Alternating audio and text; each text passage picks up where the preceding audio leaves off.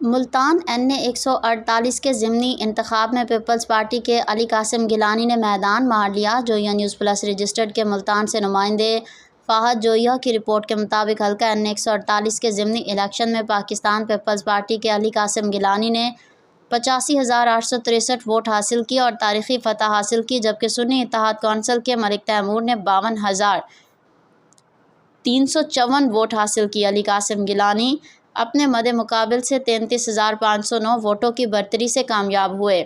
غیر سرکاری نتائج میں علی قاسم گیلانی کی کامیابی کا اعلان ہوتے ہی ملتان کے پیپلز پارٹی کے رہنما اور ورکرز گیلانی ہاؤس پہنچ گئے۔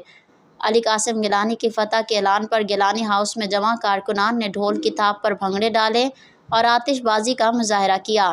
یاد رہے عام انتخابات میں سابق وزیر اعظم یوسف رضا گیلانی نے تیمور الطاف ملک کو شکست دی تھی۔ بعد میں چیئرمین سینیٹ الیکشن کے لیے یوسف رضا گیلانی نے یہ سیٹ چھوڑ دی تھی۔